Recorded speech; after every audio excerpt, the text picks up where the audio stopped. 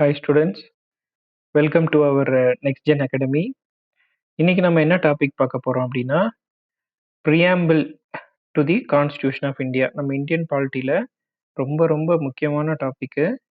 So இந்த video வந்து நான் எப்படி கொண்டு போக போறேன்னா preamble இந்த டாபிக் பத்தி கம்ப்ளீட்டா உங்களுக்கு நடத்திடுவேன். நம்ம இந்தியன் கான்ஸ்டியூஷன்ல preamble பத்தி ஃபுல் டீடைல்ஸ் உங்களுக்கு டீச் பண்ணிடுவேன். ப்ளஸ் இதோட சேர்த்து பார்த்தீங்கன்னா பிஒய்க்யூ ப்ரீவியஸ் இயர் கொஷின்ஸ் என்னென்னலாம் கேட்டிருக்காங்க நம்ம டிஎன்பிஎஸ்சியில் அப்படின்னு வாங்க வீடியோக்குள்ள போகலாம். சரி, இப்போ ஃபர்ஸ்ட் இந்த பிரியாம்பிள் அப்படின்றது பார்த்தீங்கன்னா நம்ம எங்கிருந்து எடுக்கிறோம். ஒன் மோர் திங் ஃப்ரெண்ட்ஸ், என்னன்னா நம்ம இந்த வீடியோ வந்து பைலிங்குவல் இங்கிலீஷ் ப்ளஸ் தமிழ் ரெண்டுமே இருக்க மாதிரி தான் கொண்டு போக போகிறோம். ஸோ இப்போ வந்து பார்த்தீங்கன்னா ஃபர்ஸ்ட் நம்ம இந்த பிரியாம்பிள் அப்படின்ற கான்செப்ட் வந்து நம்ம எங்கேருந்து கொண்டு வரோம்னா நம்ம அமெரிக்கன் கான்ஸ்டியூஷன்ல இருந்து எடுக்கிறோம் இந்த பிரியாம்பிள் அப்படின்ற விஷயம். இதை வந்து என்னன்னு சொல்லுவாங்கன்னா இன்ட்ரோடக்ஷன் ஆர் ப்ரிஃபேஸ். இந்த வார்த்தையெல்லாம் ரொம்ப முக்கியம். நான் எல்லாமே கீ பாயிண்ட்ஸ் மாதிரி தான் கொண்டு வந்திருக்கேன். ஸோ உங்களுக்கு ஈஸியாக இருக்கும். அமெரிக்கன் கான்ஸ்டியூஷன்லேருந்து நம்ம பிரியாம்பிள் எடுக்கிறோம். இதை வந்து introduction or preface to the constitution அப்படின்னு சொல்லுவாங்க. சரிங்களா? ஓகே, அடுத்து it contains the summary of the constitution. கான்ஸ்டியூஷனை வந்து ஒரு சம்மரியாக வந்து ஃப்ரண்ட் பேஜில் வந்து வச்சுருப்பாங்க. அதுதான் வந்து இந்த பிரியாம்பிள் அப்படிங்கிறது. இது ரொம்ப இம்பார்ட்டன்ட் கொஸ்டின். என்னன்னா என்ஏ பால்கிவாலா என்ன சொல்றாருன்னா இந்த பிரியாம்பிளை வந்து என்ன சொல்றாரு அப்படின்னா identity card of the constitution அப்படின்னு சொல்றாரு. Identity card of the constitution வந்து பிரியாம்பிள் யாரு சொல்றாங்கன்னா என்ஏ பால்கிவாலா அப்படின்றவர். It is based on objective resolution. இதுதான் ரொம்ப முக்கியம். இந்த பிரியாம்பிள வந்து எப்படி நம்ம கான்ஸ்டியூஷனுக்குள்ள வருதுன்னா டிசம்பர் 9, 1946 வந்து நேரு வந்து அப்ஜெக்டிவ் ரெசல்யூஷன் அப்படின்னு ஒன்று பாஸ் பண்றாரு. நோட் பண்ணிக்கோங்க, நேரு அப்ஜெக்டிவ் ரெசல்யூஷன் ஒன்று பாஸ் பண்றாரு. இந்த அப்ஜெக்டிவ் ரெசல்யூஷன் தான் வந்து என்னவா மாறுதுன்னா பிரியாம்பிளா வந்து மாறுது. எப்போ அப்ஜெக்டிவ் ரெசல்யூஷன் வந்து நேரு பாஸ் பண்றாருன்னா டிசம்பர் 9, 1946. நீங்க பார்த்துருப்பீங்க நம்ம குரூப் 4 கொஷின் நேற்று நடந்த எக்ஸாமில் 2025 நேற்று நடந்த எக்ஸாமில் ரொம்ப இன்டெப்த்தாக இருந்தது எல்லா கொஷினுமே. ஸோ நம்ம இனிமேல் வரப்போகிற குரூப் 2 எக்ஸாமுக்கு இதே மாதிரி தான் நம்ம ப்ரிப்ரேஷன் பண்ணணும். ஒரு டாப்பிக்குன்னு எடுத்துட்டா அந்த டாப்பிக்லேருந்து எந்த கொஷினுமே மிஸ் ஆகக்கூடாது. சரிங்களா? சரி, அடுத்தது பார்த்தீங்கன்னா 42nd கான்ஸ்டியூஷன் அமெண்ட்மெண்ட் ஆக்ட் 1976. இந்த கொஷின் கேட்டிருந்தாங்க நம்ம குரூப் 4ல. நீங்கள் கவனிச்சிருப்பீங்க கண்டிப்பா. அந்த டைம்ல யாரு பிரசிடென்ட்டா இருந்தாங்க அப்படின்னு கேட்டாங்க. அந்த டைமு இந்த 42nd கான்ஸ்டியூஷன் அமெண்ட்மெண்ட் 1976க்கு அப்போ யார் பிரைம் மினிஸ்டரா இருந்தாங்க அப்படின்ற கொஸ்டினுக்கு இந்திரா காந்தி வந்து பிரைம் மினிஸ்டரா இருந்தாங்க. சாரி பிரசிடென்ட் சொல்லிட்டேன், சாரி. இந்த டைம்ல வந்து என்ன பண்றாங்கன்னா 3 நியூ வேர்ட்ஸ் வந்து ஆட் பண்றாங்க. Socialist, secular, integrity. இன்னொன்று இந்த 42nd கான்ஸ்டியூஷன் வந்து எந்த கமிட்டி வந்து பார்த்தீங்கன்னா ஸ்வரன் சிங் கமிட்டி. இந்த மாதிரி தான் நம்ம இனிமேல் இன்டெப்த்தாக வந்து நம்ம படித்தா மட்டும்தான் இப்போ இருக்கிற கண்டிஷனுக்கு டிஎன்பிஎஸ்சி வந்து ரொம்ப டெப்த்தாக கொஸ்டின் கேட்குறாங்க. அவங்க எவ்வளோ டெப்த்தாக வேணால் கேட்டு போகிறாங்க, அதை பற்றி நம்மளுக்கு கவலை இல்லை. நம்ம ஒரு டாபிக் தெளிவாக படிச்சிட்டோம்னா போதும். அப்போது இந்த 3 வேர்ட்ஸ் வந்து உள்ள வந்து இன்சர்ட் பண்ணுறாங்க. 42nd constitution amendment act. உங்களுக்கு தெரியும் அமெண்ட்மெண்ட்டுக்கு உண்டான ஆர்டிக்கல் என்னன்னு தெரியும். நம்ம இந்திய அரசியலமைப்பு சட்டத்தில் ஒரு திருத்தம் கொண்டு வரணும்னா ஆர்டிக்கல் ஃபார் அமெண்ட்மெண்ட் வந்து 368. இதை நோட் பண்ணிக்கோங்க. இந்த 3 வார்த்தையை கொண்டு வராங்க. சோஷியலிஸ்ட் அப்படிங்கிற வார்த்தை, செக்குலர் அப்படிங்கிற வார்த்தை, இன்டெகிரிட்டி அப்படின்ற வார்த்தை. சரிங்களா? இந்த 3 வேர்ட்ஸையும் வந்து 3 வேர்ட்ஸ் இந்த கொஸ்டின் கேட்டிருக்காங்க. என்னென்ன வேர்ட்ஸ்லாம் உள்ள கொண்டு வந்திருக்காங்க அமெண்ட்மெண்ட் மூலியமானா சோஷியலிஸ்ட், செக்குலர், இன்டெகிரிட்டி. இது அப்படியே தமிழ்ல பார்த்துடலாம் வாங்க. அமெரிக்காவோட அரசியல் சட்டம் அமெரிக்காவிலிருந்து எடுக்கப்பட்டது அப்படின்னு நான் சொன்னேன். அரசியல் சட்டத்தின் அறிமுகம் அல்லது முன்னுரைன்னு சொல்லுவாங்க, முகப்புரைன்னு சொல்லுவாங்க. சரிங்களா? அதனால இது அதனோட அறிமுகம் அல்லது முன்னுரை. ஓகேங்களா? கொஸ்டின் கேட்கலாம், இந்தியன் கான்ஸ்டியூஷனோட அறிமுகம் இல்லைன்னா முன்னுரை, ப்ரிஃபேஸ் எது, ஷெட்யூலா, பார்ட்டா இல்லை பிரியாம்பிளா அப்படின்னு கேட்கலாம். அப்புறம் அரசியல் சட்டத்தின் சுருக்கம், அதான் சம்மரி நம்ம பார்த்தோம். அடுத்தது என்ஏ பால்கிவாலா அரசியல் சட்டத்தின் என்ன சொல்றாரு, அடையாள அட்டை, identity card of the constitution அப்படின்னு சொல்றாரு. அடுத்தது உருவாக்க கொள்கை தீர்மானத்தின் அடிப்படையில் அமைந்தது. இந்த உருவாக்க கொள்கையின் தீர்மானம் என்னன்னா, அப்ஜெக்டிவ் ரெசல்யூஷன் நான் சொல்லியிருந்தேன். டிசம்பர் 9, 1946. சரிங்களா? நம்ம கான்ஸ்டிடியூஷன் டிராஃப்ட் பண்ண ஆரம்பிச்சது பார்த்தீங்கன்னா, டிசம்பர் 6, 1946. இந்த டேட்டும் மறக்கக்கூடாது. இது டிசம்பர் 9, 1946 3 நாள் கழிச்சு. அடுத்து இன் 1907 அதாவது 1976ல வந்து 42வது அரசியல் சட்ட திருத்தம் வந்து பண்ணியிருப்பாங்க. அதுல 3 வார்த்தையை சேர்த்திருப்பாங்க. அதாவது இங்கே சோசியலிசம்னு இருக்கு. ஆக்சுவலா இது சோசியலிசம் இல்ல, சமதர்மம். அடுத்தது மதச்சார்பற்ற தன்மை மற்றும் நடுநிலைத்தன்மை, இன்டெகிரிட்டி. சரிங்களா? ஓகே. இதுல நம்ம என்னென்ன விஷயங்கள்லாம் பார்க்க போறோம்னா, டெக்ஸ்ட் ஆஃப் தி பிரியாம்பிள். நம்ம பிரியாம்பிள வந்து கம்ப்ளீட்டா வந்து ஒரு ரீட் அவுட் பண்ண போறோம். ஏன்னா யுபிஎஸ்சில வந்து இன்டர்வியூல வந்து பிரியாம்பிள நீங்க அப்படியே சொல்ல முடியுமா அப்படின்னு சொல்லி கொஸ்டின் கேட்டிருக்காங்க. அப்படியே பிரியாம்பிள நீங்க வந்து ரிஃப்ளெக்ட் பண்ணுங்க அப்படின்னா என்ன அர்த்தம்னா, நீங்க பிரியாம்பிள மனப்பாடமா அவங்க கிட்ட சொல்லணும். அந்த மாதிரி கொஸ்டின்லாம் கேட்டிருக்காங்க இன்டர்வியூல. ஸோ பிரியாம்பிள் பத்தி அதுல இருக்க ஒவ்வொரு வார்த்தையும் நம்ம பார்க்க போறோம். அதனோட இன்கிரீடியன்ட்ஸ், அப்புறம் அதுல இருக்க கீவேர்ட்ஸ். ஸோ இந்த வீடியோ வந்து ரொம்ப இன்டெப்த்தா இருக்கும். பொறுமையா பாருங்க. கடைசியில வந்து நான் வந்து ப்ரீவியஸ் இயர் கொஸ்டினும் டிஸ்கஸ் பண்ணியிருப்பேன். ஸோ இது பார்த்துட்டீங்கன்னா கண்டிப்பா பிரியாம்பிள்லேருந்து எந்த கொஸ்டின் கேட்டாலும் நீங்க அடிச்சிடலாம். அதாவது முன்னுரையோட உரை, அடுத்து முக்கிய பகுதிகள், முக்கியமான வார்த்தைகள். அதே தான் தமிழ்ல குடுத்திருப்பேன். ஓகே. இதுதான் ரொம்ப இம்பார்ட்டன்ட்டு. அரசியல் சட்டத்தின் முன்னுரை, text of the preamble. First பொறுமையா படிக்கிறேன், கவனிச்சுக்கோங்க. வி, அதாவது இந்த வார்த்தை ரொம்ப முக்கியம். வினா நம்ம. We, the people of India, having solemnly resolved to constitute India into a, நல்லா கவனிச்சுக்கணும், sovereign, socialist, secular, democratic republic. சரிங்களா? இந்த வார்த்தையோட ஆர்டரும் கரெக்டா இருக்கணும். ஃபர்ஸ்ட் சாவரின், அடுத்து சோசியலிஸ்ட், செக்குலர், டெமோக்ராட்டிக் ரிபப்ளிக். இங்க 5 words. And to secure to all its citizens என்னன்னா ஜஸ்டிஸ். எதுக்காக ஜஸ்டிஸ்னா social justice, economic justice, political justice. இது மூணும் ஒரு சிட்டிசனுக்கு. அடுத்து liberty of thought, expression, belief, faith and worship. சரிங்களா? அதாவது தாட்டுக்கு liberty, liberty of thought, liberty of expression, liberty of belief, liberty of faith and worship. அடுத்து equality of status and opportunity. ரொம்ப முக்கியம். ஸ்டேட்டஸ்லயும் ஈக்குவாலிட்டி இருக்கணும், ஆப்பர்ச்சுனிட்டிலையும் ஈக்குவாலிட்டி இருக்கணும் அப்படின்னு சொல்லி சொல்றது. அடுத்து ஃபெட்டர்னிட்டி. ஃப்ரெட்டர்னிட்டி அப்படின்னா assuring the dignity of the individual. ஒரு இண்டிவிஜுவலோட டிக்னிட்டியும், அப்புறம் unity and integrity of the nation. ஒரு இண்டிவிஜுவலோட டிக்னிட்டியும், நம்ம நேஷனோட யூனிட்டி அண்ட் இன்டெகிரிட்டி. இது எல்லாமே வந்து பிரியாம்பிள்ல அடங்கியிருக்கு. இங்க எத்தனை வேர்ட்ஸ்ன்னு கவனிச்சுக்கோங்க. 1, 2, 3, 4, 5, 6, 7, 8, 9. டோட்டலா 9 வேர்ட்ஸ் இருக்கு நம்ம பிரியாம்பிள்ல. இதுவும் கொஸ்டினா கேட்டிருக்காங்க. சரியா? அடுத்தது in our constitution assembly the 26th day of November 1949 do hereby adopt. அதாவது 26th நவம்பர் வந்து நம்ம என்ன பண்ணியிருப்போம், அடாப்ட் பண்ணியிருப்போம். ஆனால் கேம் இன்டு ஃபோர்ஸ் வந்து பார்த்தீங்கன்னா ஜான்வரி 26, 1950 வந்து கேம் இன்டு ஃபோர்ஸ். அதுவும் கன்ஃபியூஸ் ஆகிக்காதீங்க. Enact, do hereby, adopt, enact and give to our self. இந்த கொஸ்டின் கேட்டிருக்காங்க. அதாவது இதை வந்து என்னன்னா அசர்ஷன் ரீசனிங்ல கேட்டிருக்காங்க. Do hereby, adopt and give to our செல்ஃப்ஸா, இல்ல இந்தியாவா, இல்ல சிட்டிசன்ஸா, அந்த மாதிரி ஆப்ஷன்ல வந்திருக்கு. அவர் செல்ஃப், நமக்கு நாமே கொடுத்துக்கிறோம். இதுதான் வந்து நம்ம இந்தியன் கான்ஸ்டிடியூஷனு. சரி, ரைட். இப்போ இங்க சாவரின் அப்படின்னா என்னன்னா இறையாண்மை அப்படின்னு அர்த்தம். சோசியலிஸ்ட் அப்படின்னா என்னன்னா சமதர்மம். அடுத்து செக்குலர் அப்படின்னா மதச்சார்பற்ற தன்மை. டெமோக்ராட்டிக் அப்படின்னா மக்களாட்சி.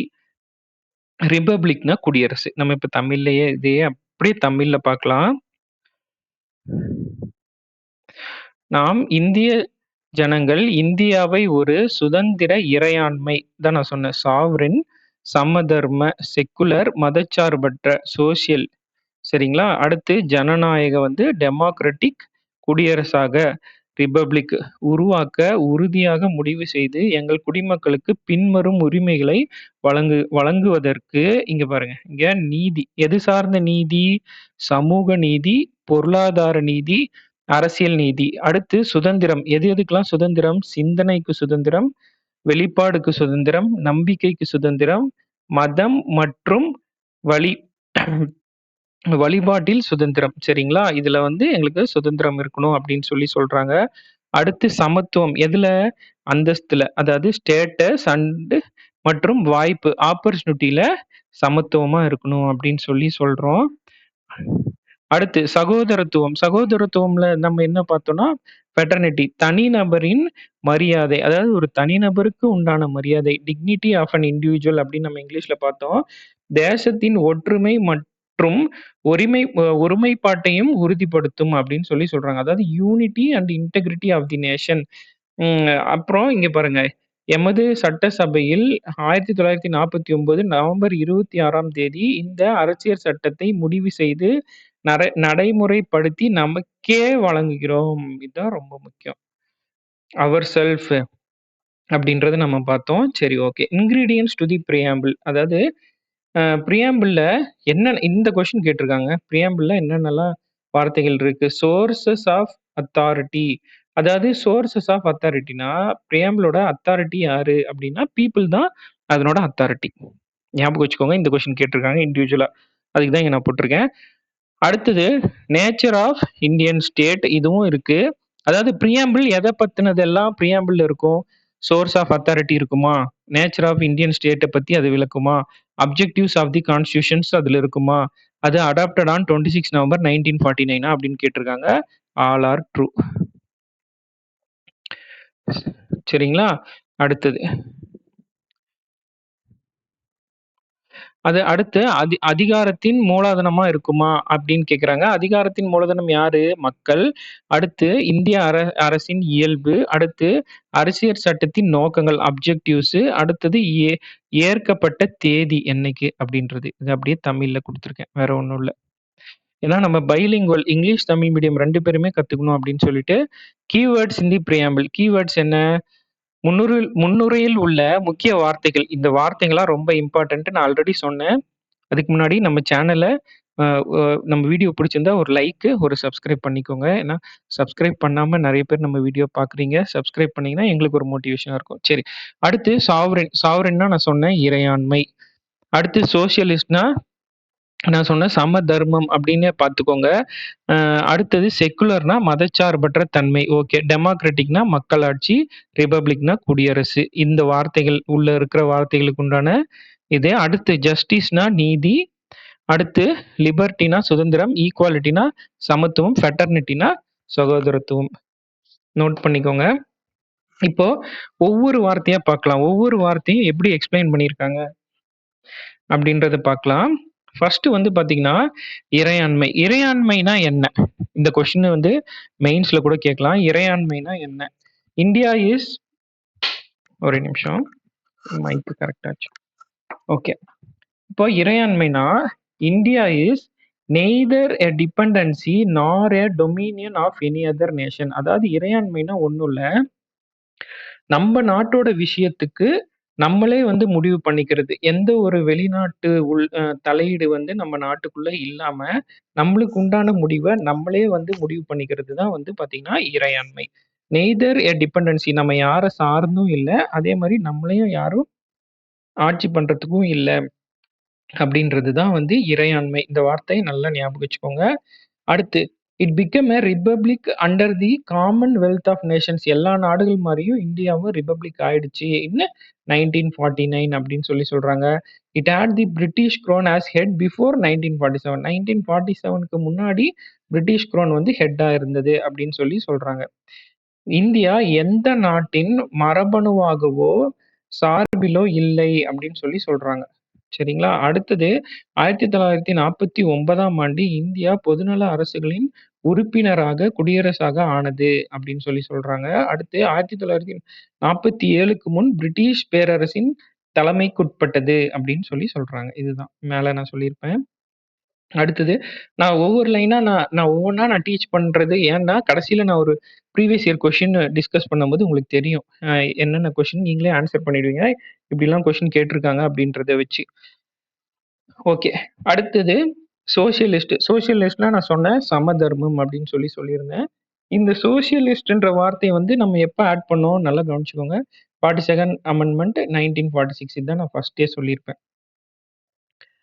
அப்போ அந்த டைம்ல இந்திரா காந்தி அவங்க பீரியட்ல அ கொண்டு வந்திருப்போம்.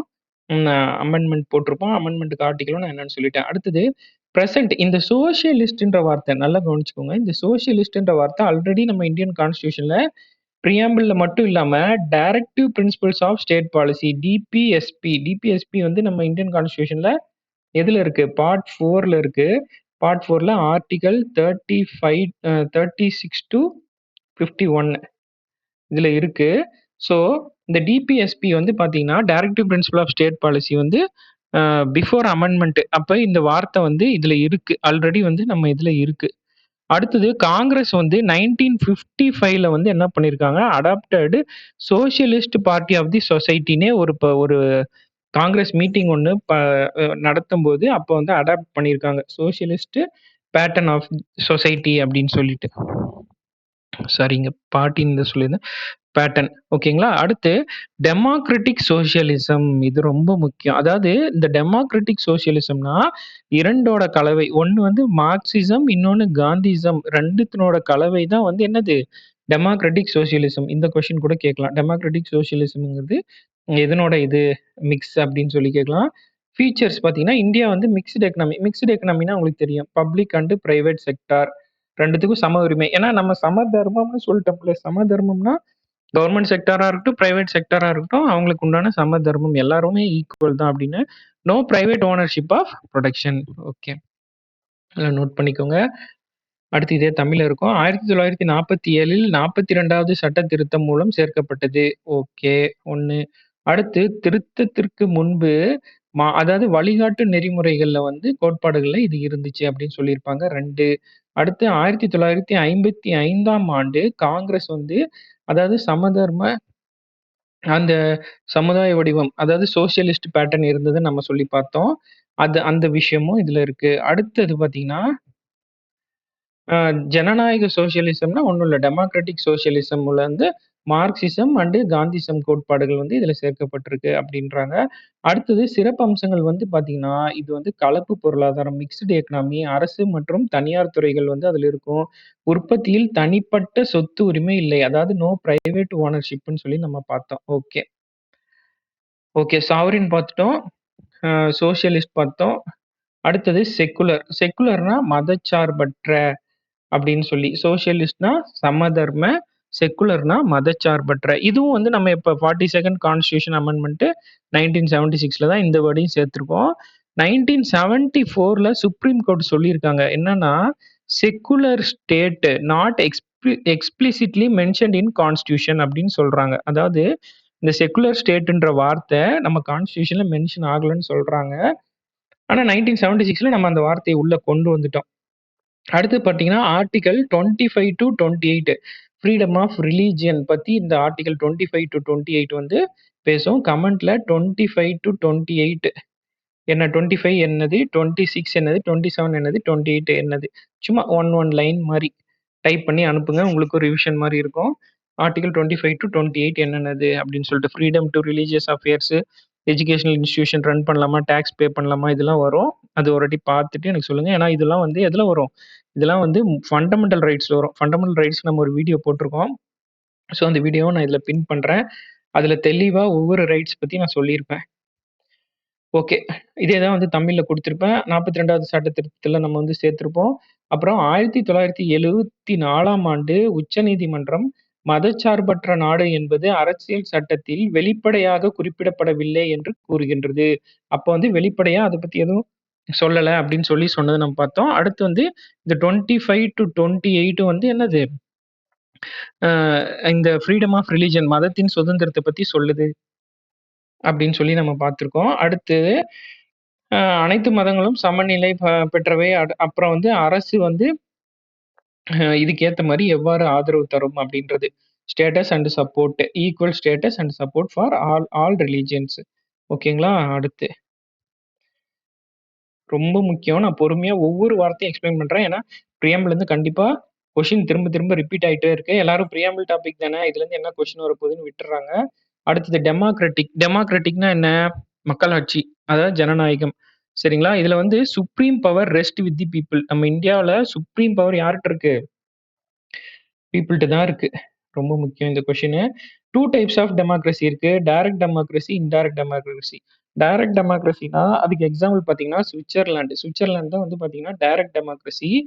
People directly exercise power. இங்க through referendum, initiative, recall, plebiscite இந்த மாரி டெக்னிக்ஸ் வந்து சொல்றாங்க. அதே வந்து இன்டைரக்ட் டெமோக்ரஸினா கவனிங்க. நான் கூட இவ்வளோ நாள் இந்தியா வந்து டைரக்ட்ன்னு நெனச்சுட்டு இருந்தேன். ஆனா இன்டைரக்ட் டெமோக்ரஸி தான் வந்து இந்தியால இருக்கிறது. Example India representatives elected by the people MLA, MP. நம்ம வந்து எம்எல்ஏ, எம்பி எலெக்ட் பண்றோம். எம்எல்ஏ, எம்பி யார எலெக்ட் பண்றாங்க? பிரசிடென்ட்ஸ், பிரைம் மினிஸ்டர் வந்து அவங்க தேர்ந்தெடுக்கிறாங்க பார்த்தீங்களா? அந்த மாரி. அடுத்தது டைப்ஸ் வந்து பார்லிமெண்டரி அண்ட் பிரசிடென்ஷியல் அப்படின்னு சொல்லி சொல்றாங்க. இதுல அம்பேத்கர் ஒரு கோட் சொல்றாரு. இது நோட் பண்ணிக்கோங்க. என்னன்னா, doctor B R. Ambedkar emphasised social democracy for lasting political democracy. அதாவது சோசியல் டெமோக்ரஸியும், பொலிட்டிக்கல் டெமோக்ரஸியும் ரொம்ப முக்கியம். ஒண்ணு இருந்தா தான் இன்னொன்னு இருக்க முடியும். அப்படின்னு சொல்லி சொல்லுவாரு. கீழ தமிழ்ல நான் உங்களுக்கு தெளிவா சொல்றேன். இங்க பாருங்க. ஃபர்ஸ்ட் பாயிண்ட் அதிகாரம் வந்து யார் கையில இருக்கு? மக்கள் கையில் உள்ளது. இதான் ஃபர்ஸ்ட் பாயிண்ட். அடுத்தது 2 வகை. என்னது? நேரடி ஜனநாயகம் ஒண்ணு. இன்னொன்னு பகிர்ந்த ஜனநாயகம் அப்படின்னு சொல்லி சொல்றாங்க. இதுக்கு சுவிட்சர்லாந்து, இதுக்கு பார்த்தீங்கன்னா இந்தியா. கருவிகள் அதாவது நம்ம பார்த்தோமா ரெஃபரண்டம்னா என்னது? மக்கள் வாக்கெடுப்பு. அடுத்தது முன்மொழிவு. முன்மொழிவு வந்து ஒரு நிமிஷம். இனிஷியேட்டிவ். அடுத்து ரீகால் அண்ட் பிளபிசைட். ரீகால்னா திரும்ப பெறது. அதே மாரி வந்து பொது வாக்கெடுப்பு. பிளபிசைட்னா பொது வாக்கெடுப்பு. இதெல்லாம் வந்து டிரான்ஸ்லேஷன்ல வந்து உங்களுக்கு ரொம்ப யூஸ்ஃபுல்லா இருக்கும். பார்த்துக்கோங்க.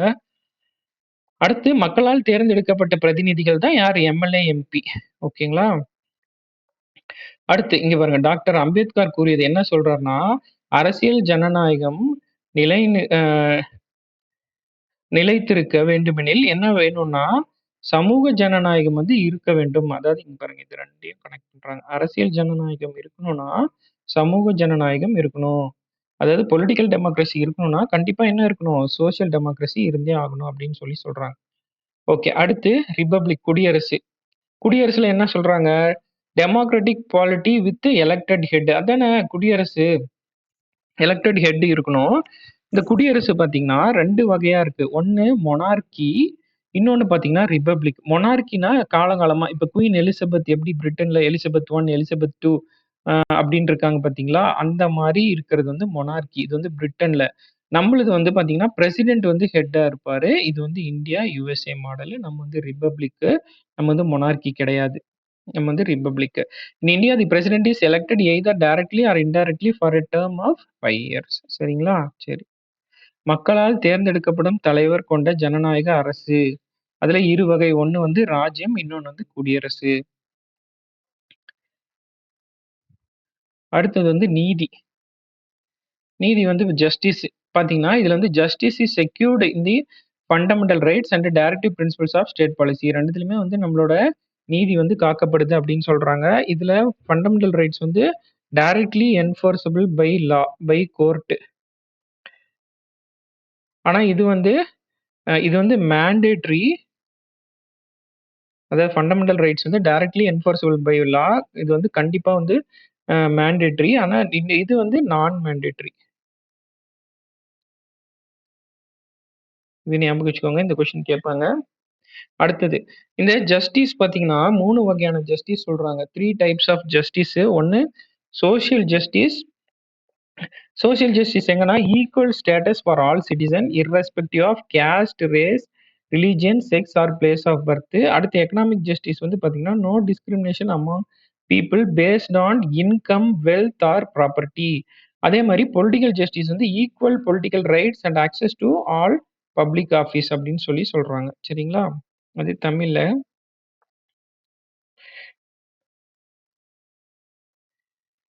அதாவது இங்க பாருங்க நம்ம ஜஸ்டிஸ் வந்து அடிப்படை உரிமைகள் மற்றும் வழிகாட்டும் நெறிமுறைகள் நம்ம பார்த்தோம் பார்த்தீங்களா? அரசின் வழிகாட்டு நெறிமுறைகள், கோட்பாடுகள். இது மூலியமா வந்து நம்ம என்ன செய்றோம்? உறுதி செய்றோம். 3 வகையான ச நீதி வந்து சமூக நீதி, பொருளாதார நீதி, அடுத்தது வந்து பார்த்தீங்கன்னா, அரசியல் நீதி, பொலிட்டிக்கல் ஜஸ்டிஸ். இது 3 தான் நான் மேல சொல்லியிருப்பேன். ஓகே. பார்த்துக்கோங்க. அடுத்தது சுதந்திரம். சுதந்திரம் என்ன?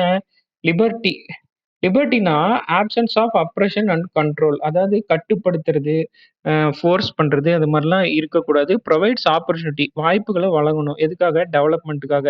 இதுல என்னென்னலாம் வருது? Liberty of thought, liberty of expression, liberty of belief, liberty of faith, liberty of worship. இது ஏன்டா ஒவ்வொரு வார்த்தையும் நான் சொல்றேன்னு ஞாபகம் வச்சுக்க யோசிக்காதீங்க. இதுல 4 குடுத்துட்டு ஏதோ 1 குடுக்காம விட்டுட்டு, இதுல எதுன்னு சொல்லி கொஸ்டின் கேட்கலாம் வாய்ப்பு இருக்கு. அடுத்தது இங்க பாருங்க. ரொம்ப important. Taken from French revolution. இந்த லிபர்ட்டிங்கிற வார்த்தை டேக்கன் ஃப்ரம் எங்கிருந்து? பிரெஞ்ச் ரெவல்யூஷன்லேருந்து எடுக்குறாங்க. 1789 டூ 1799ல அங்க நடந்த புரட்சியில. அடுத்தது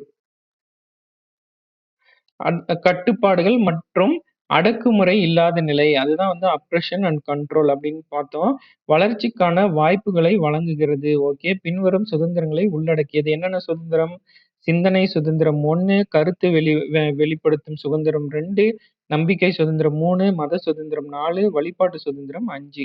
சரிங்களா? இது வந்து பிரெஞ்சு புரட்சியிலிருந்து எடுத்திருக்கோம் அப்படின்னு சொல்லி சொல்றாங்க. ஓகே. அடுத்தது ஈக்வாலிட்டி. ஈக்வாலிட்டி பத்தி பார்க்கலாம். சமத்துவம். Absence of special privilege to any section of society. எந்த செக்ஷனுக்கும் என்ன பண்ணக்கூடாது? பிரிவிலேஜஸ் வழங்கக்கூடாது. Absence of privileges.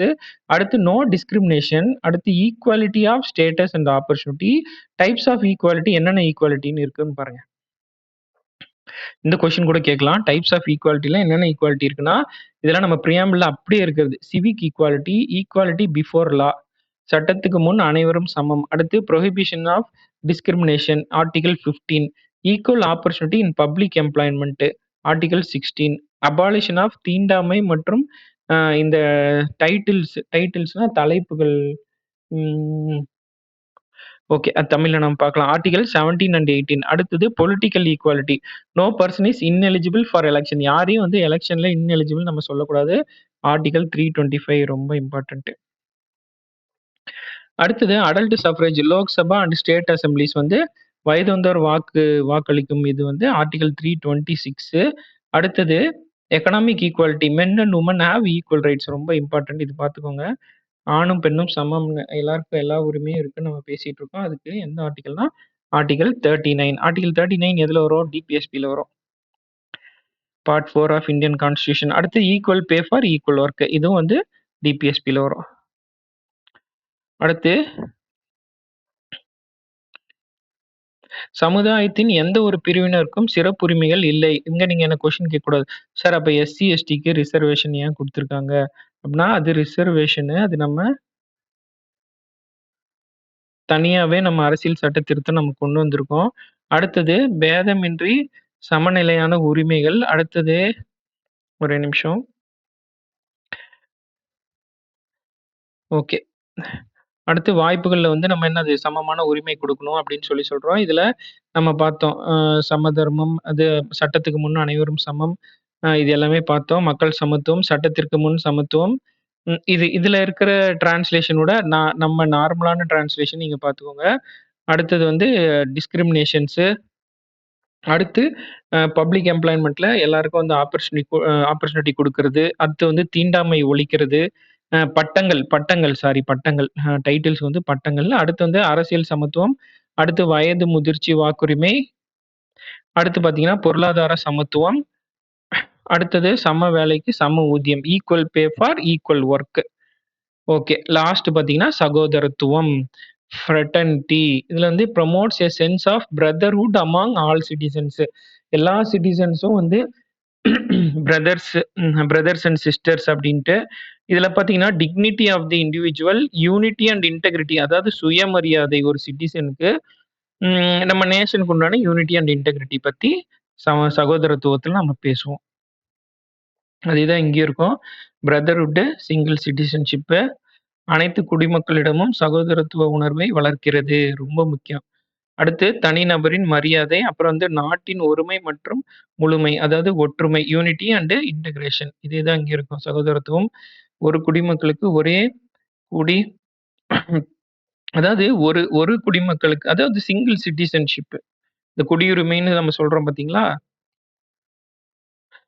Single citizenship அப்படின்னு போட்டுக்கோங்க.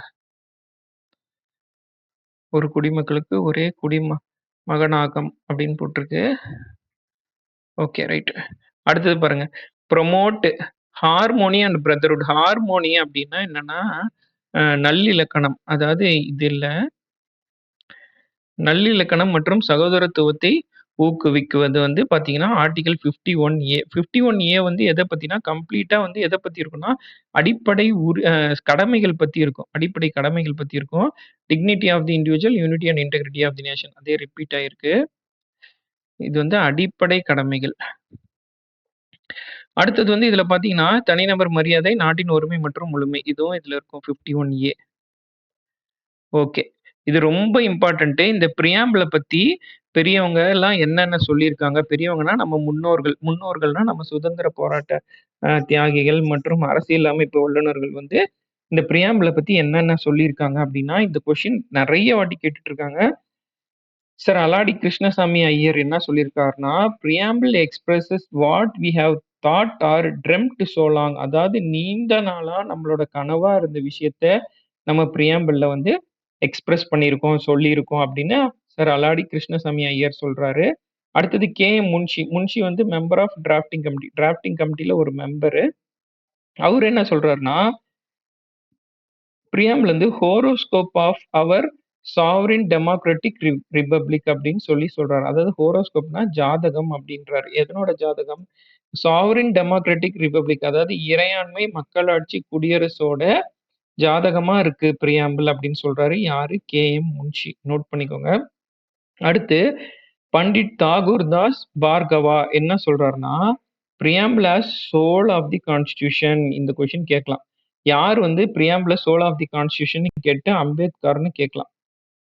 அம்பேத்கரா சொன்னாரு? கண்டிப்பா இல்ல. Ambedkar soul of heart and soul of the constitution சொன்னது வந்து ஆர்டிகல் 32. ஸோ அதையும் கன்ஃபியூஸ் பண்ணிக்க கூடாது. பண்டிட் தாகூர் தாஸ் பார்கவா வந்து என்ன சொல்றாருன்னா, சோல் ஆஃப் தி கான்ஸ்டிடியூஷன் எதை சொல்றாருன்னா பிரியாம்பிள் சொல்றாரு. அடுத்தது ஜுவல் செட்டுன்னு சொல்றாரு. அதாவது நகை அணிகலன் அப்படின்னு சொல்றாரு. எதை? பிரியாம்பிள். 2 சொல்றாரு. நோட் பண்ணிக்கோங்க. அடுத்து சார் எர்னஸ்ட் பார்க்கர். இந்த கொஸ்டின் நிறைய வாட்டி கேட்டிருக்காங்க. பொலிட்டிக்கல் தியரிஸ்ட் என்ன சொல்றாருன்னா, call the preamble key note to the constitution. அதாவது கான்ஸ்டிடியூஷனோட கீயே எதுதான்? கீ வேணா நான் உங்களுக்கு ஒரு கீ மாதிரி வரைஞ்சு கூட காட்டுறேன். மாட்டீங்க. ஓகேவா? கான்ஸ்டிடியூஷனோட இது வந்து கீ. இது வந்து பிரியாம்பிள். பிரியாம்பிள் வந்து பூட்டுன்னு வச்சுக்கலாம். இது வந்து பிரியாம்பிள். கீ வந்து என்னது? இங்க ஒரு கீ செயின் மாதிரி போட்டுருலாம். கீ வந்து இது நம்ம இது வந்து கான்ஸ்டிடியூஷனு. கீ வந்து பிரியாம்பிள். இப்போ மறக்க மாட்டீங்க. Okay. Call the preamble the key note the constitution in his book. எந்த புக்ல சொல்றாருன்னா, principles of social and political theory. எந்த வருஷம்? 1951. இது கூட கேட்கலாம். Principles of social and political தியரியில வந்து சர் எர்னஸ்ட் பார்க்கர் வந்து என்ன சொல்லியிருக்காரு? பிரியாம்பிள பத்தி சொல்லியிருக்காரா? ஷெட்யூல் பத்தியா? பார்ட்ஸ் பத்தியா? இல்ல ஆர்டிகல் பத்தியா? அப்படின்னு சொல்லி கேட்கலாம். நம்ம சேனலை சப்ஸ்கிரைப் பண்ணிக்கோங்க. ஒரு லைக் பட்டன் கொடுங்க. வீடியோ யூஸ்ஃபுல்லா இருக்கும் கண்டிப்பா. ஓகே. அடுத்து இதயத்துல்லா என்ன சொல்றாருன்னா, preamble resembles the declaration of independence of USA but it is more than a declaration. அதாவது நம்மளோட பிரியாம்பிள் வந்து எதை ஒத்து போயிருக்குன்னா, டிக்ளரேஷன் ஆஃப் இண்டிபெண்டன்ஸ் ஆஃப் யுஎஸ்ஏன்னு ஒண்ணு இருக்கு. யுஎஸ்ஏக்கு வந்து இண்டிபெண்டன்ஸ் குடுக்கும்போது ஒரு டிக்ளரேஷன் குடுத்தாங்க. அந்த டிக்ளரேஷன் மாதிரியே இருக்கு ரிசம்பிள்ஸு. பட் அத விட மோர் தேன் எ டிக்ளரேஷன் அப்படின்னு சொல்றாரு. சரிங்களா? தமிழ்ல பார்த்துரலாம். சார் அலாடி கிருஷ்ணசாமி ஐயர் வந்து என்ன சொல்றாரு? முன்வாக்கம் அப்படின்னு இருக்கு. இது வந்து நீங்க முன்னுரை இல்லைன்னா முகப்புரைன்னு போட்டுக்கோங்க. என்பது நமது நீண்ட நாட்களாக எண்ணியதும் கனவுகளும் கூறியதையே என்ன பண்ணுது? வெளிப்படுத்துகிறது அப்படின்னு சொல்றாரு. அதாவது நீண்ட நாட்களாக நம்ம எண்ணியது நம்மளோட கனவு நிறைவேறியது அப்படின்னு ஞாபகம் வச்சுக்கோங்க. அடுத்தது கேஎம் முன்ஷி வரைவுக்குழு உறுப்பினர். அவர் என்ன சொல்றாரு? நமது சுயாதீன ஜனநாயக குடியரசின் ஜாதகம். இந்த வார்த்தை தான் முக்கியம். ஹோரோஸ்கோப். ஓகேங்களா? அப்படின்னு அவர் சொல்றாரு. ஹோரோஸ்கோப் அப்படின்னு சொன்னது யாருன்னு சொல்லி கேட்பாங்க. அடுத்தது பார்த்தீங்கன்னா, பண்டிட் தாகூர் தாஸ் பார்கவா என்ன சொல்றாரு? திறவுகோல் கீ சொன்னனா, அடுத்து ஆன்மா சொன்னனா, சோல் சொன்னனா, அடுத்தது என்ன சொல்றாரு? ரத்தினம் அதாவது ஜுவல் செட். இந்த 3 வார்த்தையும் அவர் சொல்லியிருக்கிறாரு. அடுத்து எர்னஸ்ட் பார்க்கர் என்ன சொல்றாருன்னா, அரசியலமைப்பின் முக்கியத்துவமான குறிப்பு. ஓகேங்களா? Principles of social and political theory. அடுத்தது இதயத்துல்லா என்ன சொல்றாரு? அமெரிக்கா அதான் நான் சொன்னேன் பார்த்தீங்களா? அமெரிக்காவின் சுதந்திர அறிவிப்பை போன்றது. ஆனால் அது அறிவிப்பை விட அதிகம் அப்படின்னு சொல்றாரு. அத விட இது அதிகமா இருக்கு அப்படின்னு சொல்றாரு. ஓகே.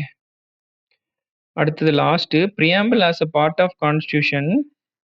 இது ரொம்ப முக்கியங்க. இந்த பாயிண்ட் நான் நல்ல வேளை ஆட் பண்ணலையான்னு நினைச்சிட்டு இருந்தேன். நம்ம நெக்ஸ்ட் ஜென் அகாடமில நம்ம கன்டென்ட் ரைட்டர்ஸ் கரெக்ட்டா ஆட் பண்ணியிருக்காங்க. Preamble as a part of கான்ஸ்டிடியூஷன்னா என்னன்னா, இங்க பாருங்க. 3 கேஸ் நடக்குது. ஒரு கேஸ் வந்து 1960, ஒரு கேஸ் வந்து 1973, ஒரு கேஸ் 1995. ஃபர்ஸ்ட் கேஸ்ல வந்து preamble is not a part of constitution சொல்லிடுறாங்க. இது பெருபார் யூனியன் கேஸ். இதெல்லாம் நம்ம கேசஸ்ல வந்து தனியாவே நம்ம டிஸ்கஸ் பண்ணலாம்.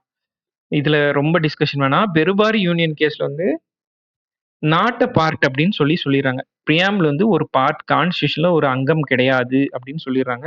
ரொம்ப இம்பார்ட்டன்ட். பெருபாரி யூனியன் கேஸ்ன்னு கொடுத்துட்டு கேட்பாங்க. அடுத்து கேசவானந்த பாரதி கேஸ்ல அதே கோர்ட் என்ன சொல்லிருது? Preamble is part of constitution மாத்தி சொல்லு. என்னப்பா இப்படி மாத்தி மாத்தி பேசுறீங்களே அப்படின்னு நீங்க நினைக்கலாம். அடுத்து எல்ஐசி கேஸ்ல preamble is an integral part of the constitution. Part மட்டும் கிடையாது, இன்டெக்ரல் பார்ட், ரொம்ப முக்கியமான பார்ட் அப்படின்னு சொல்லி இதுல அறிவிச்சிடும். ஃபர்ஸ்ட் இல்ல, செகண்ட் இருக்கு, அடுத்து ரொம்ப முக்கியமா இதுல தான் இருக்கு அப்படின்னு சொல்றாங்க. இங்க பாருங்க. அரசியல் அமைப்பின் பகுதியாக இல்லை ஃபர்ஸ்ட் பெருபாரி யூனியன் கேஸ்ல. அடுத்து கேசவானந்த பாரதி கேஸ்ல அரசியல் அமைப்பின் பகுதி ஆகும் அப்படின்னு சொல்லிட்டோம். அடுத்தது பாத்தீங்கன்னா எல்ஐசி கேஸ்ல முழுமையான அகப்பகுதி அப்படின்னு சொல்றாங்க. Integral part. நோட் பண்ணிக்கோங்க எல்ஐசி கேஸ்ல. இது எல்லாமே உங்களுக்கு ப்ரீவியஸ் இயர் கொஸ்டின்ல வரும். நான் அங்க டிஸ்கஸ் பண்ணும்போது உங்களுக்கு தெரியும். அடுத்து அமெண்டபிலிட்டி ஆஃப் தி பிரியாம்பிள். அப்படின்னா நம்ம பிரியாம்பிள அமெண்ட் பண்ணோம். ஆர்டிகல் 368 நான் அங்க ஸ்டார்டிங்ல சொன்னேன். இங்க என்ன சொல்றாங்கன்னா பிரியாம்பிள் வந்து அமெண்ட் பண்ணலாமான்னா பண்ணலாம். ஆனா அது என்ன பண்ணக்கூடாதுன்னா பேசிக் ஸ்ட்ரக்சரை டெஸ்ட்ராய் பண்ணிடக்கூடாது. இந்த வார்த்தை கேட்பாங்க. பிரியாம்பிள அமெண்ட் பண்ண முடியுமானா முடியும். ஆனா அதனோட பேசிக் ஸ்ட்ரக்சரை வந்து அதை டெஸ்ட்ராய் பண்ணிடக்கூடாது. என்னெல்லாம் நம்ம அமெண்ட் பண்ணியிருக்கோம்? அந்த வார்த்தைகள் சோசியலிஸ்ட், செக்குலர், இன்டெகிரிட்டி. ஓகேங்களா? இங்க வந்து என்னது? Sovereign, socialist, secular, democratic republic அப்படிங்கிறது தான். இது வந்து நம்ம சோசியலிஸ்ட்னா சமதர்மம், மதச்சார்பற்ற, ஒருங்கிணைந்த, இந்த வார்த்தைகள்லாம் நம்ம சேர்த்திருப்போம். அதான் நம்ம தமிழ்ல கொடுத்திருப்போம். சேம் இது. ஓகேவா? Socialist, secular, integrity. ஓகே. இப்போ நம்ம என்ன பண்ணலாம்னா ப்ரீவியஸ் இயர் கொஸ்டின் டிஸ்கஷனுக்கு போயிடலாம். ப்ரீவியஸ் இயர் கொஸ்டின் டிஸ்கஷனுக்கு போயிடலாம். அது நான் வந்து ஃபர்ஸ்ட்ல வச்சிருக்கேன். ஓகே. இப்போ ப்ரீவியஸ் இயர் கொஸ்டின் டிஸ்கஷனு. ஒரே நிமிஷம். Previous year question discussion. Okay. ஒரே நிமிஷம். ஹேங் ஆயிடுச்சு. ஒரே நிமிஷம் ஃப்ரெண்ட்ஸ். ரைட். ஃபர்ஸ்ட் கொஸ்டின் என்ன? நம்ம பிஒய்க்குள்ள consider the following statement about preamble. இப்போ வாங்க. இப்போ ஒவ்வொரு கொஸ்டினா டிஸ்கஸ் பண்ணலாம். உங்களுக்கே தெரியும். ஃபர்ஸ்ட் கொஸ்டின் வந்து என்னது? Jawaharlal Nehru said it as the identity card of the constitution. Jawaharlal Nehru சொன்னாரு, பால்கிவாலா சொன்னாரு. அப்போ ஃபர்ஸ்ட் கொஸ்டின் தப்பு. Second, it reveals the source of authority of the constitution. Correct. Source of authority நம்ம யாருன்னு பார்த்தோம்? பீப்புள்னு பார்த்தோம். அது ரிவீல் பண்ணுதா? ஆமா. It reveals the nature of Indian state. தமிழ்ல இங்கிலீஷ்ல இருக்கு. நான் இங்கிலீஷ்ல படிக்கிறேன். தமிழ்ல இருக்கிறது படிச்சுக்கோங்க. ஏன்னா ரொம்ப டைம் ஆயிடும் அதுக்காக தான். இந்திய நாட்டின் தன்மையை வெளிப்படுத்துகின்றது. நேச்சர். ஓகேங்களா? சரி. ஆமா கரெக்ட். இதுவும் கரெக்ட், இதுவும் correct. It reveals the objectives of Indian constitution. ஆமா கண்டிப்பா. சாசனத்தின் கொள்கைகளை வெளிப்படுத்துகின்றது. இது 3ம் கரெக்ட். இது 1 தப்பு. அப்ப ஆப்ஷன் நம்ம என்னன்னு பார்க்கலாம். நல்லா கவனிங்க. விச் கிவன் ஸ்டேட்மெண்ட் இஸ் ராங்னு கேட்டிருக்காங்க. ராங். இதுல ஃபர்ஸ்ட் ஒன் மட்டும் தான் ராங். அடுத்து secular in real sense means. செக்குலர்னா என்ன அப்படின்னு சொல்லி கேக்குறாங்க. செக்குலர்னா என்ன? மதச்சார்பற்ற அப்படின்னு நம்ம சொல்லணுமா? ரைட். மதச்சார்பற்றனா எந்த மதத்தையும் சார்ந்து இருக்காது. அப்ப does not have a state religion. இதான் ஆன்சர். அரச மதம் என்று ஒன்று இல்லை. Answer B. அடுத்தது, which of the following is a essential attribute of the state? பின்வருவனவற்றுள் எது மாநிலத்தின் இன்றியமையாத பண்பாகும் அப்படின்னா சாவரின், இறையாண்மை. ரொம்ப ரொம்ப முக்கியம். இங்க பாருங்க, இதுல எல்லாமே நம்ம இந்தியன் கான்ஸ்டிடியூஷன்ல இருக்கு. டெமோக்ரஸி இருக்கு, செகுலரிசம் இருக்கு, சாவர்னிட்டி இருக்கு, சோசியலிசம் இருக்கு. அதுல இன்றியமையாத பண்பு எதுனா சாவரின். அடுத்தது இந்த டேர்ம், இந்த கொஸ்டின் பாருங்க எவ்வளவு டீப்பா கேட்டிருக்காங்க. ரிபப்ளிக்ன்ற வார்த்தை எங்க இருந்து நம்ம காயின் பண்ணிருக்கோம்னா ரோம்ல இருந்து எடுத்திருப்போம். ரிபப்ளிக்ன்ற வார்த்தை ரோம்ல இருந்து எடுத்திருப்போம். அதே மாதிரி நம்ம இந்தியன் கான்ஸ்டிடியூஷன்ல குடியரசு அப்படின்ற விஷயத்த வந்து நம்ம எங்க இருந்து எடுத்திருப்போம்னா பிரான்ஸ்ல இருந்து எடுத்திருப்போம். இந்த வார்த்தை வந்து காயின்ட் இன் ரோம். ஆனா நம்ம இந்தியன் கான்ஸ்டிடியூஷன்ல ரிபப்ளிக்ன்ற விஷயத்த நம்ம எங்க இருந்து எடுத்திருப்போம்னா பிரான்ஸ்ல இருந்து எடுத்திருப்போம். ஓகே, அடுத்த question. Another bold feature of the constitution is that it seeks to establish a secular state. Which of the following statement does not relate to the idea of secular structure? இதெல்லாம் வந்து time consuming question. Religious equality has been provided. ஆமா, equality நம்ம கொடுத்துருக்கோம். Freedom of religion இருக்கு. Cultural heritage of the minorities has been protected. நான் அந்த article 25 to 28 உங்களை பார்க்க சொன்னேன்னா அது பார்த்துருந்தீங்கன்னா இது உங்களுக்கு ஈஸியா இருக்கும். அன்டச்சபிலிட்டி ஹாஸ் பீன் டன் அவே. தீண்டாமை ஒழிக்கப்பட்டது. ஆமா, எதுல? நம்ம இந்தியன் கான்ஸ்டிடியூஷன்ல. நீங்க உண்மையாலுமே ஒழிக்கப்பட்டதுன்னா இப்போ ஓரளவுக்கு ஒழிச்சாச்சு. Some of its ideas are against the idea of sovereignty. நம்ம இந்தியன் கான்ஸ்டிடியூஷன்ல இருக்கிற சம் ஐடியா வந்து அதுக்கு அகைன்ஸ்ட், சாவர்னிட்டிக்கு அகைன்ஸ்டா இருக்கா அப்படின்னு கேட்கறாங்க. தப்பு. எல்லாமே வந்து இறையாண்மைக்கு உண்டான மாதிரி தான் இருக்கு. அதன் சில கருத்துக்கள் நாட்டின் இறையாண்மைக்கு எதிரானது. நோ, தப்பு. ஸோ டஸ் நாட் அப்படின்ற விஷயத்துக்கு டஸ் நாட் ரிலேட்டுக்கு வந்து some of its ideas are against. எவ்வளவு பொறுமையா நீங்க படிச்சீங்கன்னா தான் இதுக்கு ஆன்சர் பண்ண முடியும். ஒரு மார்க் எவ்வளவு முக்கியம்னு உங்களுக்கு தெரியும். The amendment act related to the word socialist அப்படின்றது இந்த பிரியாம்பிள் ஆஃப் தி கான்ஸ்டிடியூஷன் நம்ம பார்த்தோம். 42nd amendment 1976. ஓகே, அடுத்த கொஸ்டின் பார்த்தீங்கன்னா, in which of the following judgments. இங்க பாருங்க கொஸ்டின் எவ்வளவு பெருசு. The supreme court declared that preamble to the constitution should be treated as part. அதாவது ஃபர்ஸ்ட் பெருபாரி கேஸ்ல நாட் அ பார்ட். அடுத்தது பாத்தீங்கன்னா கேசவானந்த பாரதி கேஸ்ல தான் வந்து பார்ட். எல்ஐசில வந்து இன்டகரல் பார்ட் நம்ம பார்த்தோம். அப்ப கேசவானந்த பாரதி கேஸ் 1973. பெருபாரி இங்க கொடுத்துருக்காங்க பாருங்க. அவசரப்பட்டு இது டிக் பண்ணிடக்கூடாது. நாட் அ பார்ட்னா இது, ஆஸ் பார்ட்னா இது. அடுத்து, who said secularism and democracy are the 2 pillars of our state. நம்ம எல்லாருமே இதை போட்டு வந்திருப்போம், இல்லைன்னா இதை போட்டு வந்திருப்போம். ஏன்னா செகுலரிசம், டெமோக்ரஸி எல்லாமே ஜவஹர்லால் நேரு தான் சொல்லியிருப்பாருன்னு. ஆனா சொன்னது யாரு? இந்திரா காந்தி அம்மா சொல்லியிருக்காங்க. ரொம்ப ரொம்ப இம்பார்ட்டன்ட் இந்த கொஸ்டின், நோட் பண்ணிக்கோங்க. ட்விஸ்ட் எப்படி வைக்கிறாங்க பாருங்க, டிஎன்பிஎஸ்சி, யூபிஎஸ்சி. அடுத்து, liberty, equality and fraternity are the slogans which given importance in the preamble of our constitution. The slogans are of which revolution? நம்ம பார்த்தோமா எந்த ரெவல்யூஷன்? French revolution. ரொம்ப ரொம்ப இம்பார்ட்டன்ட். அங்க நம்ம லிபர்ட்டி கீழே மட்டும் நோட் பண்ணியிருப்போம். பட் லிபர்ட்டி, ஈக்குவாலிட்டி, ஃப்ரெட்டர்னிட்டி எல்லாமே வந்து பிரெஞ்சு ரெவல்யூஷன்ல இருந்து எடுக்கப்பட்டது. 1789 to 1799 நினைக்கிறேன். அடுத்த question, who said the preamble of the constitution is the political ஜாதகம்னு சொன்னது யாரு? பொலிட்டிக்கல் ஹோரோஸ்கோப்னு சொன்னது K M Munshi. Okay,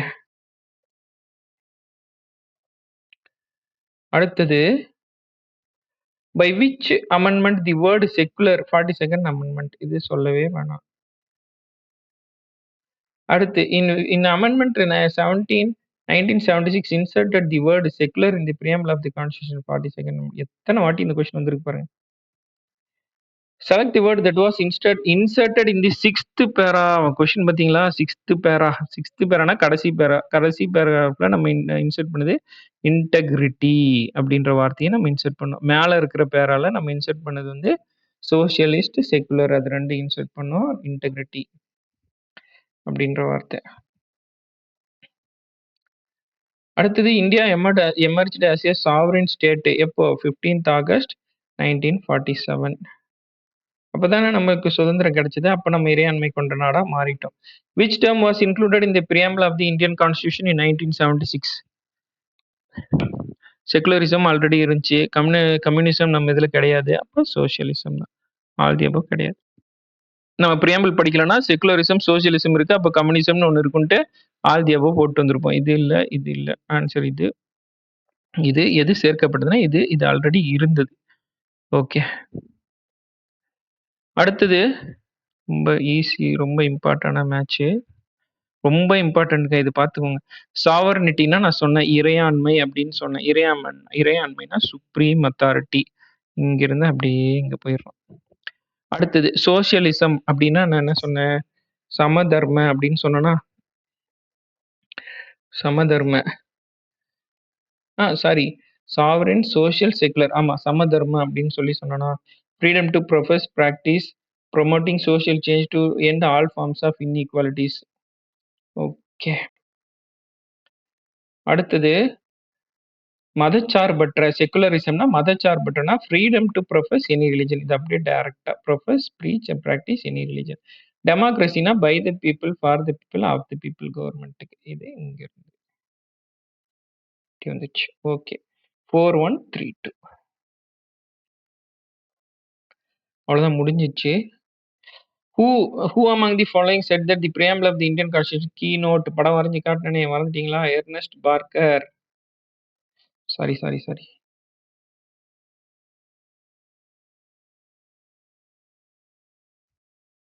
okay. In India the ultimate sovereign power rest with யாரு? பீப்பிள். என்ன போட்டு வந்துடக்கூடாது? பிரசிடென்ட் ஆஃப் இந்தியா போட்டு வந்துடக்கூடாது. அடுத்து which of the following statement is true about the last line of the preamble of the constitution. அந்த last line நமக்கு நாமே அப்படின்னு நான் சொன்னேன். இங்க பாருங்க. Do hereby adopt, enact and give to our self. இங்க பாருங்க ஆப்ஷன் எப்படி? Do hereby adopt, enact and give to the nation கொடுத்துருக்கான். தப்பு. அடுத்து enact, adopt, dedicated to this country அப்படின்னு போட்டிருக்கான். தப்பு. எவ்வளோ நீங்க டீப்பா இந்த வார்த்தையை நீங்க படிச்சிருந்தீங்கன்னா, அதாவது இங்க இங்க என்ன சொல்றாங்கன்னா, இவ்வழியாக அரசியல் அமைப்பு சட்டத்தினை தன்வயமாக்கி எங்களுக்கு அளித்துக் கொள்கிறோம். ரொம்ப முக்கியங்க. எங்களுக்கு நாங்களே குடுத்துக்கிறோங்க அப்படின்னு சொல்றோம். அடுத்து which of the following statements are true about secular democracy. Secular டெமோக்ரஸில இது எது ட்ரூ அப்படின்னு கேட்றாங்க. State will not be controlled by any religion. Correct. அடுத்து டிஸ்கிரிமினேஷன் வில் பி ஷோன் அப்படின்னு சொல்றாங்க by the state against any person on account. தப்பு. அடுத்து state guarantees to everyone the right to profess whatever religion on one chooses to follow. அதாவது ஒருவர் எந்த மதத்தை பின்பற்ற விரும்புகிறாரோ அதை கடைபிடிக்கும் உரிமையை அரசு அனைவருக்கும் உறுதி செய்கின்றது. கரெக்ட். அப்போ ஃபர்ஸ்ட் தேர்ட். இந்த கொஸ்டின் என்ன கேட்டிருக்கான்? ட்ரூ கேட்டிருக்கான். அப்போ ஃபர்ஸ்ட் தேர்ட். ஓகே. அடுத்து who among the following call the preamble of the Indian constitution as identity card. Very good. Identity card. இது ஐடென்டி கார்டு. பிரியாம்பிள். ஓகே. இங்க பாஸ்போர்ட் சைஸ் போட்டோ. இப்படி identity கார்டுன்னு ஞாபகம் வச்சுக்கோங்க. யாரு? பால்கிவாலா போட்டிருக்கிறார் ஐடென்டி கார்டு. ஓகே. அடுத்து consider the following statement and tick the correct answer. Secularism is the part of Indian constitution. ஆமா. One religious group dominate another. கிடையாது. தி state permits the practice of any religion. ஆமா. The state remains neutral in religious matters. Correct. இதுதான் இங்க தமிழ் இருக்கும். பார்த்துக்கோங்க. Okay. அடுத்து assertion. We the people of India having solemnly resolved to constitute India into sovereign, socialist, secular, democratic republic. ஆமா. The preamble reveals the source of authority of the constitution and nature of the society. ரெண்டுமே correct. A and R are true. R is the correct explanation of A. Very good. இது preamble பத்தி கிளியரா படிக்காம போயிருந்தா நம்ம confuse ஆயிருப்போம். அடுத்து preamble was amended in 1976 to include the terms. என்னென்ன நம்ம ஆட் பண்ணோம்? socialist, செக்குலர், அடுத்து இன்டெகிரிட்டி. உங்களுக்கு எழுதியே காட்டுறேன் நானு, மறக்கக்கூடாது. சோசியலிஸ்ட்ன்ற வார்த்தை தான் ஃபர்ஸ்ட், செக்குலர்ன்ற வார்த்தை ரெண்டாவது. ஆர்டர் கரெக்டா இருக்கணும். ஓகே. அடுத்து நம்ம ஸ்டார்ட் பண்ணது வந்துருச்சு. Thank you friends. வீடியோவை லைக் பண்ணிக்கோங்க, ஷேர் பண்ணுங்க, தயவு செஞ்சு சப்ஸ்கிரைப் பண்ணுங்க. தேங்க்யூ.